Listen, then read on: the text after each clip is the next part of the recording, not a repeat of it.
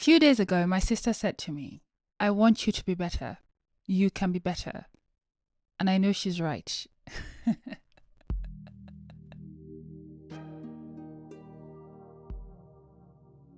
The truth is, I am a singular person. You can probably tell from the way I process the world and the things that I share. It takes a lot of solitude and comfort in that seclusion for a person to be able to hear themselves so intimately and so deeply. I find it necessary, even unavoidable, for self-awareness. But perhaps somewhere along the way, I got too comfortable. I know a lot of people, many of whom adore me in some capacity and of whom I feel the same about. However, I have a history of not sharing much of myself at all, not as a defense mechanism or a trauma response, but innately, I find myself forever oscillating between visibility and retreat. I was recently on a call with a friend of mine and she said, Pearl, you know, I'm just so happy you're finally sharing yourself with us. Before, we got nothing. It was funny. We both laughed, but I felt a bit convicted. She's my friend, someone whom I've spent hours with, exchanging hearts, and yet here she was, reflecting this tendency back to me, calling to the parts of me that still prefer the shadows. Honey, darling, turn out the light. Honey, baby, turn out the light. I put on my first play in London last year and got the most pleasant surprise. Two of my uni friends were in the audience. People I barely kept in touch with since graduating 7 years ago. But they had traveled from their cities to come see me doing what I love. It was so touching. I felt held by them. And as I closed off the run of my show, there was this feeling again. There it was again, that little tug in my chest. While I had carried on, seemingly oblivious to those connections, they had remembered, and they had gone out of their way to honor that remembrance. I am incredibly good with people. I am like a chameleon, yeah. Even when there's anxiety and unsureness, I'm the kind of person who can insert myself anywhere, with anyone. If I come across as unfriendly or aloof, it's simply because in that moment I do not care to be anything else. I am someone whose presence people tend to not forget. I can't tell you how many times someone has said, you know, Pearl, you said this to me years ago and I've never forgotten it. And usually I don't even remember.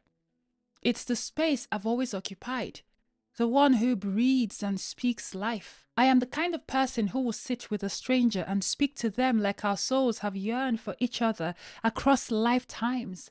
And yet, I am also the kind of person who will leave that interaction never to be seen again. I value community deeply. I do. And this is where the dichotomy arises.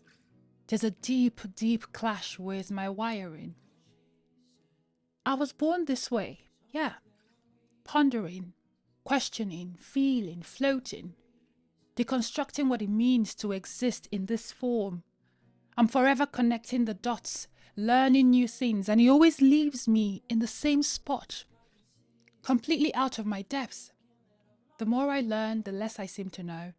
And while I have come to accept that I know nothing, the knowledge that finds its way to me, the things that have been whispered into my being, drive me into solitude. Simply put, my way of processing the world always keeps me hovering, a little apart. That's the reality. And I think the balance I'm trying to find is how to honor and respect my innate wiring, my brain and my body's way of existing, while also making the effort to build this muscle that might help me drift less. I don't think I can ever stop floating, no. But the goal is to build and nurture a kind of community that feels tangible, tactile. That's what my sister was trying to say to me. That's the tension that's been growing in my chest lately. A week ago, I sent an email to a girlfriend of mine, a friend who has made my heart warm in small and big ways. It said, I have a wish. I would like to spend more time with you. I want to be more intentional about community, and I want you steady in mine. That's the extra layer of intentionality I must imbibe. I must practice. I use a calendar to remind myself to do all sorts of things. To eat, to change my sheets, to wash my hair, to keep life ticking. So maybe I can use that same calendar to reach out every now and then, it doesn't have to be every day, to my wider community whom I love, just so they know that I want them here with me, in my life, in my space. I want them deeply. I do not believe I owe my fullness to everyone whom I come across. No. But I do believe I do to those who have shown up with curiosity, intentionality, and kindness. Those whom I love, those who dare to love me fully. Ask my nearest and dearest what it is like to be loved by me, and whatever they tell you will reflect this. It's something psychedelic. It's visceral. And yet I am not one to tighten my grip around another. Never have I felt the need to possess anyone, internally or externally. This is the kind of love I offer and the kind I accept even when it's not on offer. I believe this to be good and very healthy. People are experiences, not possessions. But sometimes I wonder, I worry, that maybe I've held on so gently, so loosely, that those people I care about haven't even felt held at all. The most accurate description of myself I've ever received was from another friend who said, Pearl, for someone to love you truly, they have to be willing to let you go. You're a free bird. You come and go as you please. I wasn't sure if she meant it as a compliment or if her heart was breaking. I didn't ask. I never want to be restricted. When I die at the age of 99, I want somebody to gleefully, joyfully spread me into the ocean or hand me to the birds so they can carry me into the sky. The thought of being confined in a box in a dark hole makes me want to weep eternally. Oh. But even as I shared this, I am catching myself. Community has never been a burden. In fact, it has kept me alive. I do remember. I remember all those people whose lives I've passed through and who have crossed through mine. The lady who, following the years of physical and psychological torture I had endured at the hands of mean girls, let me know that women were indeed my friends. You know, the way she paused when I said, women hate me.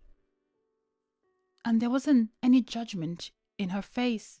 She was quite older than me and she said, Pearl, do I hate you?